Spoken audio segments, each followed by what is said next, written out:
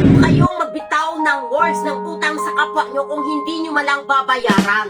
Hi! Wala ka talagang patutunguhan sa ating lipunan. Kapag nangutang kayo, hindi kayo nagbayad. Akala nyo makakaluwas kayo? Akala nyo yayaman kayo? Hindi! Kahit saan paano pa kayo mundo, kahit gaano pa kalaki ang sinasahod nyo kapag hindi kayo nagbabayad ng utang nyo, hindi ka pa rin kayo makakaahon dito. Palubog at palubog pa rin kayo.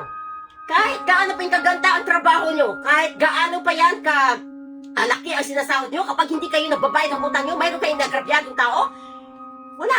Magtataka kayo. Ang laki ng sinasahod ko, tapos ibigay naman ako sa iba. Bakit parang wala pa rin akong asinso? Kasi mayroon kang taong inagrabyado na hindi mo siya nilingon nung time na tinulungan ka niya. Lingunin niyo ang bawat taong tumulong sa inyo. Pagdating ng panahon, kasi siya naman mismo yung makapag-decide kung bigay yun o hindi eh.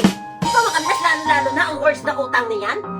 Ang words na utang mga kabilas ay napakahalaga.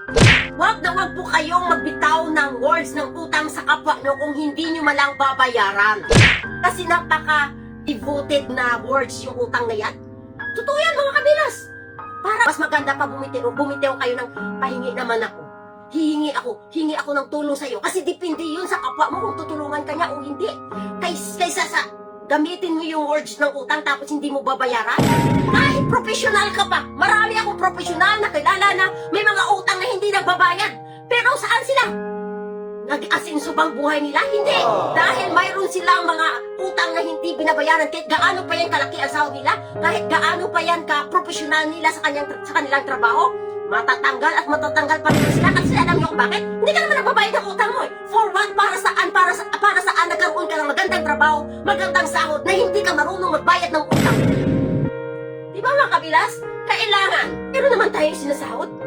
Lumapit tayo sa isang tao, tinulungan tayo, binigyan kanya masolve ang problema mo, tapos kakalimutan mo siya.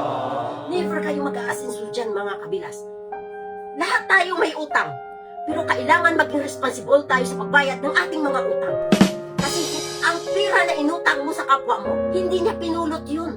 Hindi mo alam kung ilang pawis, ilang dugo ang tumulo sa kanya, kung ilang gutom ang dumaan sa kanya para makamit lang ang pera niya. Tapos utangin mo lang, tapos thank you lang, hindi mo babayaran.